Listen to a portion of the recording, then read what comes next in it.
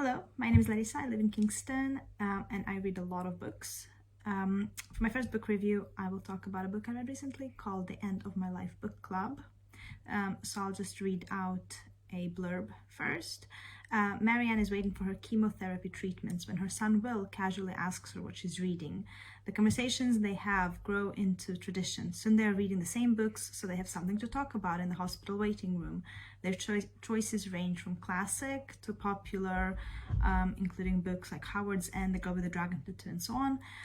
From fantastic like The Hobbit to spiritual, such as books by John Kabat-Zinn, and with many other books in between.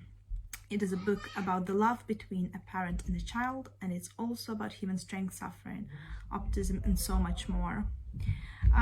So in this book, Will writes a blog together with his mother about the journey that she's going through with her cancer and the chemotherapy, just to keep friends and family updated. I think this is quite interesting because one of the books they talk about in the End of Your Life Book Club is a book called Etiquette of Illness, which is a book about what to say when you don't have the right words, so when somebody's sick.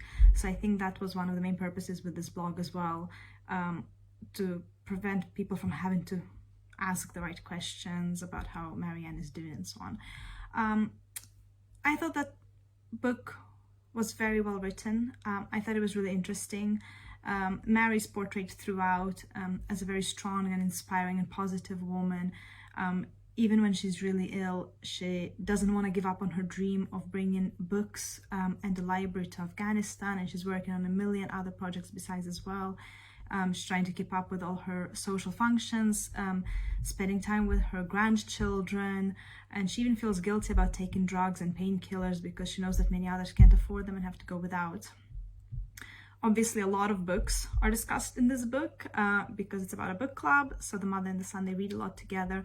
And quite a lot of those books have been made to sound very interesting as well. Right after I read The End of Your Life Book Club, I bought Crossing to Safety, which was highly praised by Will and his mom. And I absolutely love that book. So that's another recommendation on the side. And then there was a lot of other books, of course, as well. And I think that concept to me, because I read a lot, was very interesting, about how even in really difficult situations, books can connect us, and they do. Books can give us a way to talk about things that are happening in our own life at the same time as they provide an escape from real life. And I think the book does that really well. So it's almost like the whole journey Marianne is on is told through the books she reads and discusses together with the son. But it's not only about the books are just a way in to talk about what's happening in their own lives. She even uses books to finally have spiritual and religious conversations with her son, which they've never been able to have before. So overall, I think End of Your Life Book Club is a special and well-written book. I wanted to recommend it to my book club to read, but this month's theme was feel-good books. I wasn't sure how people would feel about reading, but loss and death and cancer and chemotherapy and things like that. But despite such a heavy theme, I would say that it is a feel-good book. It's well-written, it's positive, it's really heartwarming. It's just the right thing for the time we find ourselves in as well, because like I said, books can connect us even when we're apart or even when somebody's not around anymore. I think books are the most important connection we have to each other. A last note about this book, not to spoil too much, but it is, I believe, based on real events and a real person, which is quite inspiring and heartwarming, but I did think that the book stands alone quite well.